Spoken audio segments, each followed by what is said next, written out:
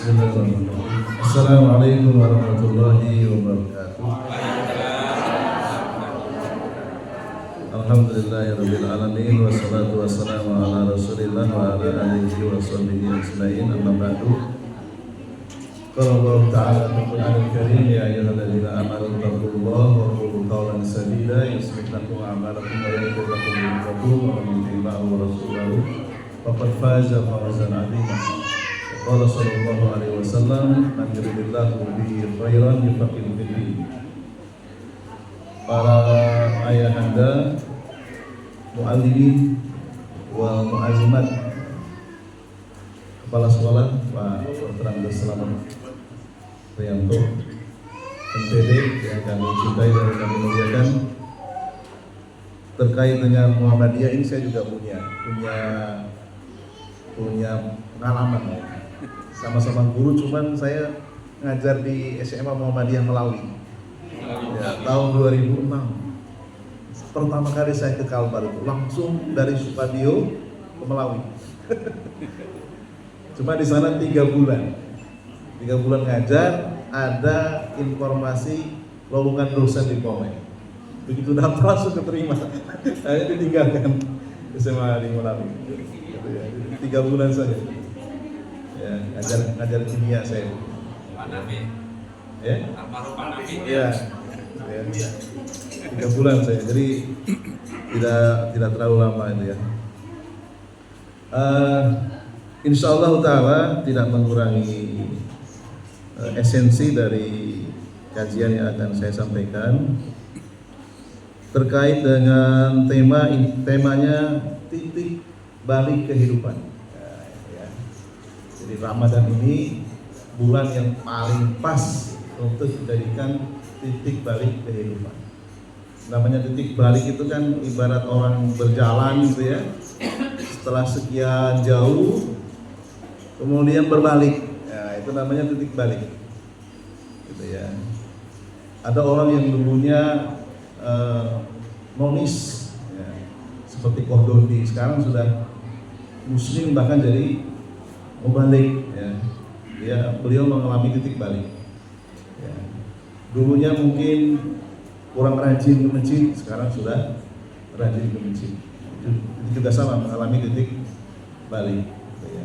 Atau kebalikannya ya, dulunya muslim yang komitmen dengan agamanya, nah sekarang mengalami titik balik, menjadi setengah ya, seperti yang diusir Bang Aiman itu. Setengah dia ya, membela Israel dan Amerika gitu ya. Nah titik balik juga, tapi titik balik ke arah negatif gitu ya. Yang dulunya mungkin perokok kelas perokok garis keras, sekarang sudah perokok garis lunak ya, sudah berkurang. Biasa 1 bungkus, sekarang cuma 1 batang gitu ya. Berarti kan ada perubahan ya. Ya. Seperti saya punya kawan dulu sejak SMP itu merokok berat, sehari sebungkus habis.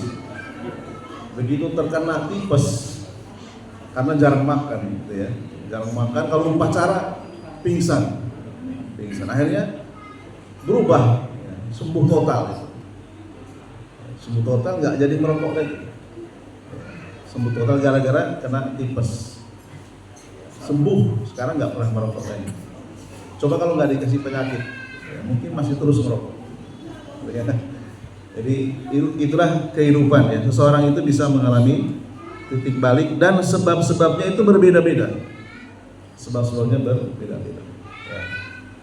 Saya akan membawakan kisah yang sangat unik, yaitu kisah seorang dukun di zaman Rasulullah SAW. Saya ambil dari kitab Ar-Rafiq Al-Maktum, buah pena dari Syekh Dr. Sofiur Rahman Al-Mubarakpuri rahimahullah ta'ala. Namanya Dimad Al-Ajdi. Beliau itu seorang dukun yang berasal dari negeri Yaman, dari suku Al-Azdi, sehingga disebut Dimad Al-Ajdi. Kalau seandainya Dimad ini dari Bugis, Dimad Al-Bugisi ya, kalau dari Jawa Dimad Al-Jawi. kebetulan dari Al-Azdi daerah Yaman. Ya, disebut namanya Dimad Al-Azdi. Beliau ini punya profesi dukun, betul-betul dukun. Ya, spesialisasinya mengobati orang yang gila. Gila karena kerasukan jin. Ya, disebutkan dalam kitab tersebut wa kana yarki min hadhihi rih. Jadi dia itu profesinya membacakan mantra-mantra di depan orang yang kerasukan jin, gila karena kerasukan jin. Itu spesialis Dimaj Al-Azdi. Di kampung saya juga dulu ada, Pak. Ya, di waktu saya kecil SD itu ada seorang ibu-ibu bangun rumah di tengah hutan. Kanan kiri kan nggak ada tetangga. Kemudian kerasukan nggak diobati. Sampai umur 60-an lah sekarang, masih gila. Tadinya normal itu. Ya. Jadi ternyata kerasukan jin itu kalau nggak diruqyah itu berbahaya. Nah, Dimaj Al-Azdi ini punya profesi sebagai dukun. Jadi dukun meruqyah dengan cara-cara jahiliyah, dengan mantra-mantra yang dia hafal dari hasil berguru dengan dukun-dukun senior. Gitu ya. Nah, Dimaj Al-Azdi ini beliau itu terheran-heran. Kok bisa ada orang yang katanya gila, namanya Muhammad, itu kok viral dari Mekah ke Yaman, kan jaraknya ribuan kilo itu. Kita mungkin seumur hidup pasti pernah lihat orang gila kan, jalan di depan rumah. Pernah gak kita kenal namanya? Gak pernah. Gak ada orang gila kok terkenal namanya. Nah ini nih Dimaj Al-Azdi heran, kok ada orang gila kok terkenal sekali gitu, dan dia mengaku nabi. Ya, sehingga Dimaj Al-Azdi ini kepo kata anak muda sekarang. Ya penasaran, kepo gitu. Kok bisa? Biasanya orang gila itu nggak dikenal namanya. Ini kok dikenal sekali. Ya, jadi media sosial waktu itu adalah ketok tular. Apa itu ketok tular? Orang Jawa pasti paham itu. Dari mulut ke mulut, ya, dari eksportir Mekah mengirim barang dijual ke Yaman, nanti di Yaman juga membeli barang impor. Nah, dari mulut eksportir importir, nah, itu namanya ketok tular. Nah, sosial media di zaman itu dari mulut ke mulut, ketok tular. Jadi Dimaj Al-Azdi ini mendapatkan informasi orang gila ini terkenal, namanya Muhammad, mengaku jadi nabi, itu orang Mekah, gitu ya. Karena beliau penasaran, beliau kepo, ya. Qadima kata pasami'a sufaha'aha yaquluna inna Muhammadan majnun. Beliau ingin membuktikan sendiri. Dari Yaman, beliau sengaja datang ke Mekah, ingin mendengar langsung apa benar orang-orang Mekah itu menyebut dia itu gila. Ternyata benar. Ya, mayoritas orang Quraisy kan waktu itu musyrik ya. Pamannya Nabi aja kan yang beriman cuma 2. Siapa pamannya itu? Abbas dan Hamzah. Cuma 2. Jadi mayoritas itu musyrik. Sehingga para ulama ada yang membuat definisi bedanya antara Rasul dan Nabi. Kalau Rasul itu umat yang dihadapi awalnya mayoritas musyrik.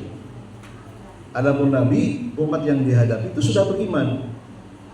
Walaupun juga ada pengertian yang lain, Rasul itu membawa syariat baru, adapun Nabi melanjutkan syariat sebelumnya. Gitu ya. Beliau mendengar sendiri orang-orang Quraisy itu menyebut Muhammad dengan majnun, orang yang gila.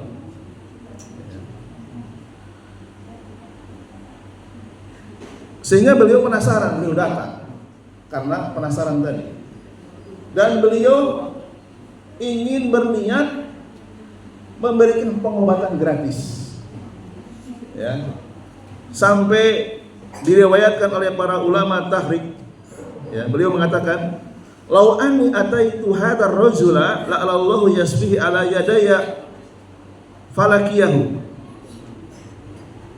Seandainya aku diizinkan bisa menemui Muhammad siapa tahu Allah memberikan kesembuhan melalui mantraku. Lalu kemudian Dimaj al-Azdi ini datang menemui Rasulullah SAW. Ya, meskipun Dimaj al-Azdi ini sudah tahu kalau orang-orang kafir Quraisy itu sudah menyebut Muhammad ini orang yang gila, beliau itu masih menjaga adab, ya, masih menjaga akhlak, tetap menawarkan, ya, menawarkan, nggak langsung. Ya. Dimaj al-Azdi mengatakan di hadapan Rasulullah, ya Muhammad, gitu ya, inni arki min hadarri fahallaka. Kalau diterjemahkan bebas, permisi Muhammad. Jadi orang-orang Arab itu, budaya orang Arab asli di zaman dulu itu manusia satu dengan yang lain itu egaliter, nggak ada yang merasa lebih tinggi, merasa lebih muda, nggak ada. Langsung ya Muhammad, meskipun baru bertemu. Beda dengan budaya Arab sekarang, sudah bergeser. Kalau kita berbahasa basi dengan orang yang belum kita kenal, paling tidak ya Syekh gitu ya, wahai Syekh, ya Sayyidi, wahai tuanku. Dulu nggak ada, langsung nyebut nama, ya Muhammad, gitu ya. Maukah aku ruqyah? Siapa tahu engkau bisa sembuh dengan mantra-mantra. Kurang lebih seperti itu, ya. Dan Rasulullah SAW tentu sudah diberitahu oleh malaikat Jibril. Ya, siapa? Dimaj al-Azdi. Tahu sendirilah yang namanya dukun itu, ketika dia membaca mantra, biasanya yang disebut siapa? Belum pernah baca mantra ya, jadi nggak tahu ya. Yang disebut oleh dukun itu biasanya nama-nama jin. Dulu saya waktu SMA di Cilacap sana, saya asalnya dari Cilacap. Ini ibu saya pernah beli rumah tua itu. Ketika akan dibersihkan, saya nemukan di kamar itu kitab isinya mantra-mantra dalam bahasa Sunda. Kebetulan saya ngerti bahasa Sunda. Itu isinya bagaimana cara mempelet wanita, bagaimana cara melumpuhkan orang, bagaimana cara melariskan dagangan, isinya seperti itu. Tapi ya syaratnya berat juga. Di situ tertulis puasa 24 jam, mengalahkan puasa Ramadan. Kalau kita kan maghrib berbuka ya. Di kitab itu 24 jam. Jadi mulai subuh nanti batalnya subuh lagi. Ada yang 1 hari, ada yang 3 hari, ada yang 7 hari. Wah, ini kitab mantra ini. Bahasanya bahasa Sunda. Lalu kemudian saya bakar. Ya, jangan sampai ada yang memegang kitab itu, bahaya itu. Isinya mantra-mantra. Dan kata teman saya yang pernah taubat dari perdukunan, mantra-mantra itu didapatkan dari hasil itikaf. Tapi bukan itikaf di masjid. Diperoleh dari itikaf di tempat-tempat yang dianggap keramat. Kalau bahasa kerennya semedi, itu dibisikkan ke telinga itu, lalu ditulis. Nah, jadilah mantra. Seperti itu, ya. Sebelum Rasulullah SAW mengatakan iya, Rasulullah tidak menjawab iya, saya bersedia enggak. Karena Rasulullah tahu Dimaj al-Azdi ini dukun. Walaupun dia niatnya baik. Apa tadi niatnya? Ingin menyembuhkan penyakit gila. Jadi dia masih menyangka Rasulullah itu orang yang gila, yang terkena kerasukan jin. Rasulullah langsung mengatakan apa? Faqala Rasulullah sallallahu alaihi wasallam, innal hamdalillah nahmaduhu wa nasta'inuhu wa man yahdihillahu fala mudilla lahu wa man yudlil fala hadiyalah. Wa asyhadu an la ilaha illallah wahdahu la syarikalah wa asyhadu anna Muhammadan abduhu wa rasuluh. Ini yang diucapkan oleh Rasulullah, atau yang terkenal dengan apa? Khutbatul Hajjah. Ya. Jadi sungguhnya pujian itu hanya milik Allah. Kami memuji Allah, meminta pertolongan kepada Allah dan seterusnya sampai dengan amma ba'du. Ya. Karena Dimaj al-Azdi ini orang Yaman, bahasanya bahasa Arab, jadi nggak perlu diterjemahkan. Ya, beda kalau kita kan harus diterjemahkan dulu. Ya. Dan ternyata Dimaj al-Azdi ini mengatakan di hadapan Rasulullah SAW, faqala a'id alayya kalimati kahaulai. Wahai Muhammad, tolong ulangi lagi. Tadi kamu mengucapkan apa? gitu ya. Rasulullah dengan sabar mengulang, innal hamdalillah nahmaduhu wa nasta'inuhu, dan seterusnya ya, sampai dengan amma ba'du ya. Beliau mengulang kalimat tadi, fa'adahunna alaihi Rasulullah sallallahu alaihi wasallam salasa marrat, sampai 3 kali. Sampai 3 kali. Yang terkenal dengan khutbatul hajjah. Jadi ini kalimat sakti ya. Bisa menerobos hati seorang dukun yang bernama Dimak Al-Azdi. Jadi jangan heran kalau banyak para khotib, para mubalik itu dimulai dengan innal hamdalillah nahmaduhu wa nasta'inuhu dan seterusnya. Jadi inilah sebabnya kalimat itu diucapkan oleh Rasulullah pertama kali di hadapan seorang dukun ya. Kemudian Dimak Al-Azdi ini paham apa yang disampaikan oleh Rasulullah ya. Tentu ini adalah tafsiran dari Al-Quran, wahyu yang beliau terima dari malaikat Jibril. Beliau mengomentari apa yang diucapkan oleh Rasulullah SAW. Laqad sami'tu qaulal kuhani, wahai Muhammad, aku telah banyak mendengar perkataan para dukun, mantra-mantra para dukun. Wa qaulas saharati, aku sudah banyak mendengar perkataan atau mantra-mantra para penyihir. Wa qaulas su'aroi, dan syair-syair para penyair. Fama sami'tu misla kalimatika haula'i, tapi aku belum pernah mendengar kalimat-kalimat yang kau ucapkan tadi. Gitu ya. Kemudian beliau melanjutkan, walaqad balagna qamusal bahri, sungguh kalimat-kalimat yang kau ucapkan tadi telah mencapai kedalaman samudra. Artinya Dimak Al-Azdi ini terkagum-kagum ya, karena sosial media di waktu itu selain getok tular itu adalah sastra Arab, syair-syair Arab. Jadi perkataan Rasulullah itu melebihi syair-syair ya. Karena Rasulullah itu diberikan karunia oleh Allah, orang yang diberikan skill al-jawami'ul kalim, orang yang bisa mengucapkan kata-kata ringkas, padat, dan mengandung banyak makna. Itu namanya al-jawami'ul kalim ya. Jadi beliau memuji apa yang diucapkan oleh Rasulullah SAW. Kemudian Dimak Al-Azdi mengatakan, hati yadaka, ulurkan tanganmu Muhammad ya. Ubayyuka alal Islam, aku siap berbaiat denganmu di atas Islam ya. Fabaya'ahu, lalu Rasulullah mengulurkan tangannya dengan berjabat tangan ya. Ini tata cara baiat.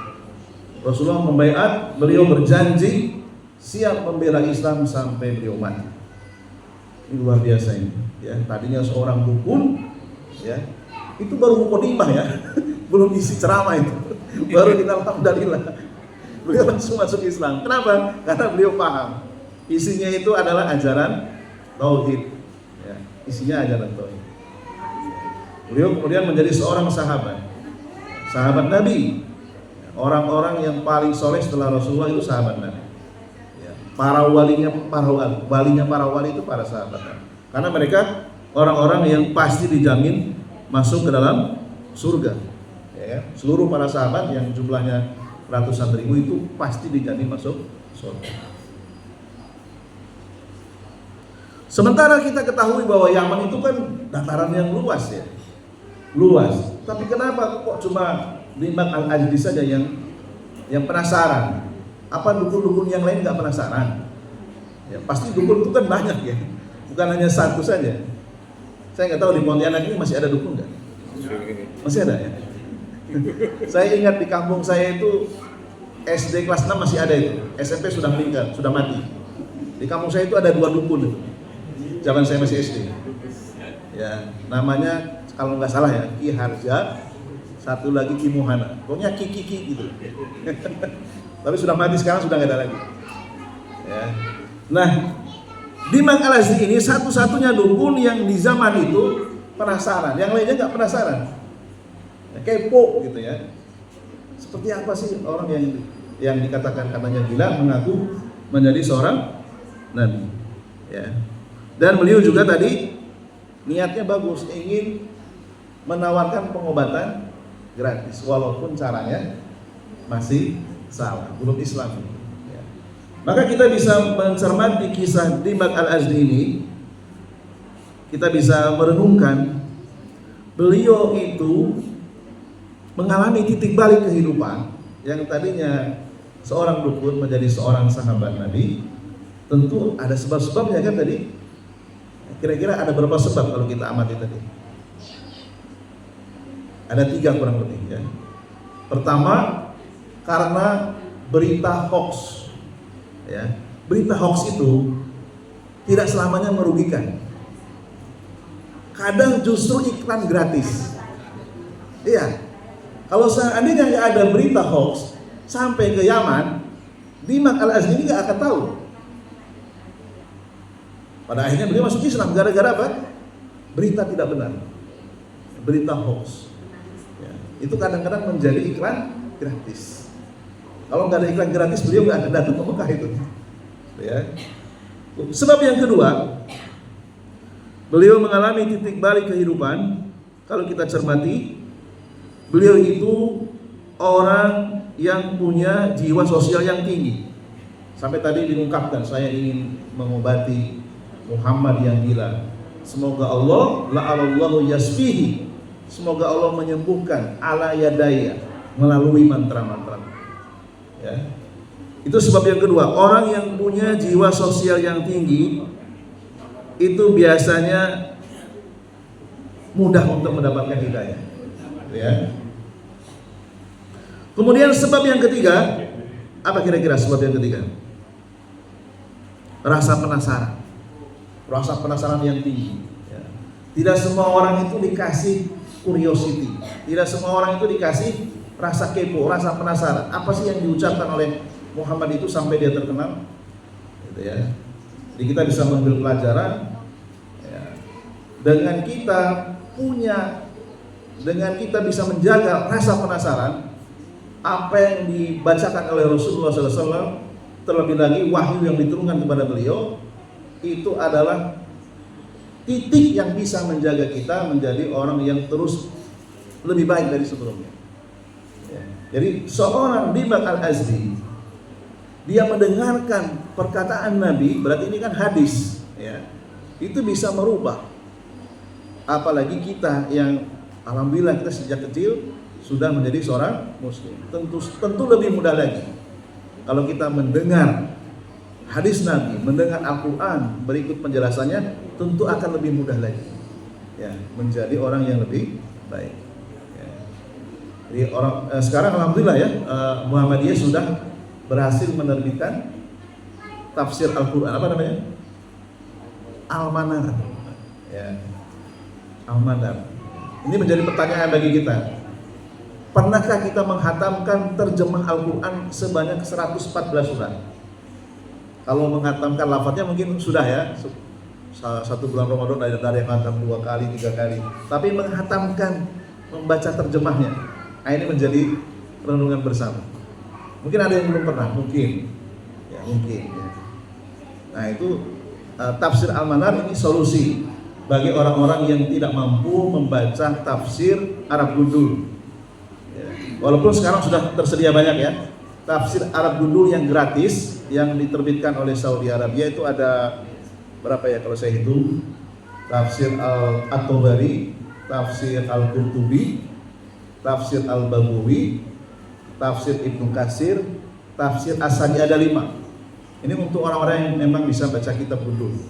Nah, untuk orang-orang yang tidak bisa baca kitab gundul, sekarang sudah ada tafsir Al-Manar terbitan Muhammadiyah. At-Tanwir ya, At-Tanwir, bukan Al-Manar ya. Saya ingatnya majalah Rosyid Ridho ya. At-Tanwir ya. At-Tanwir ya. Kemudian terkait dengan jiwa sosial yang tinggi yang ada di dalam hati Dimak Al-Azdi, ini mengajarkan kepada kita bagaimana kita memelihara jiwa sosial. Ini penting sekali. Nggak usah jauh-jauh, saya sendiri mengalami, Bapak Ibu sekalian. Jadi saya ngajar di Panti Tunas Melati 2018 sampai dengan 2020. Ya. Lalu kemudian ada panggilan kuliah S3 di Malang. Saya diantar sama Pak Haji Yusuf itu, Yusuf Padio. Saya ingat betul itu.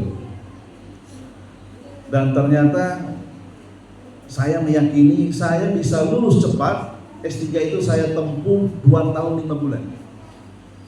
2 tahun 5 bulan termasuk cepat. Saya berprasangka ini karena doanya anak-anak panti. Anak-anak panti. Ya. Karena kalau saya libur itu nggak ada yang gantikan. Sampai sekarang nggak ada yang gantikan. Jadi saya kembali setelah S3 ya saya ngajar lagi.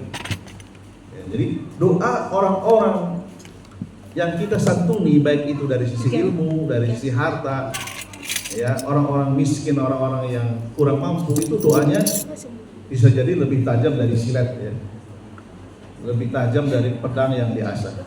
Gitu ya. Mereka kalau mendoakan orang yang memberi itu insya Allah doanya makbul. Ya. Jadi mengajarkan kepada kita agar kita senantiasa merawat jiwa sosial yang tinggi. Ya. Jadi orang-orang yang berkecimpung di lajismu tentu itu dapat doa itu, ya, karena ikut mendistribusikan. Ya. Orang-orang yang rajin sedekah, ya. Orang-orang yang rajin berinfak itu orang-orang yang dikatakan dalam surat An-Nisa ayat 59 itu nanti di akhirat dia surganya akan didekatkan dengan orang-orang yang mati syahid. Ya, orang-orang yang rajin mensedekahkan hartanya itu akan dikumpulkan dengan orang-orang yang mati syahid. Disebutkan dalam kitab Syarhu Usuli Sunnah karya Syekh Abdul Aziz Ar-Razihi. Ya. Ini adalah potret seorang Dimak Al-Azdi. Nah sekarang kalau kita analogikan dengan Ramadan, Ramadan ini Allah syariatkan sebagai bulan yang paling cocok, ya. Yang paling cocok orang itu bisa mengalami titik balik kehidupan.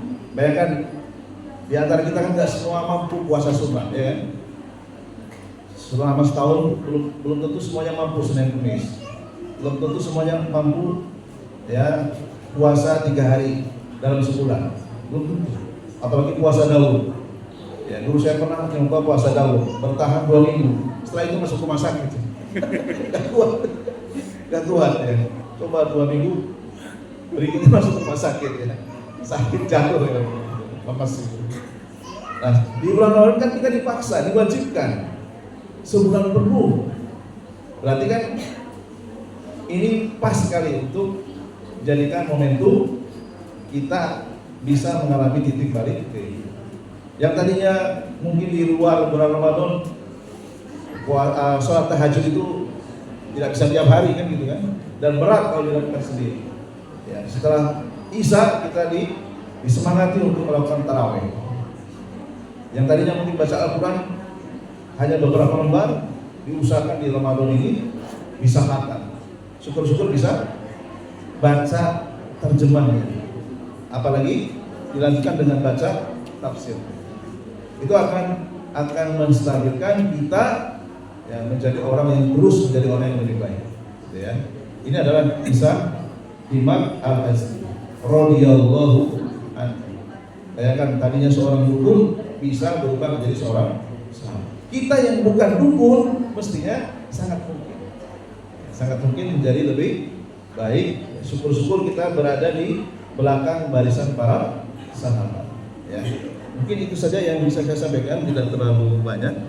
Sebetulnya ada satu materi lagi, cuman saya takut tidak cukup, yaitu kisah masuk Islamnya Umar bin Khattab. Ini juga sama, unik juga ini kisah. Ya. Mungkin itu saja yang bisa saya sampaikan. Kurang lebihnya mohon maaf. Subhanakallahumma wa bihamdika asyhadu an la ilaha illa anta astaghfiruka wa atubu ilaik. Nasrun minallahi wa fathun qarib wa basyiril mu'minin. Wassalamualaikum warahmatullahi wabarakatuh.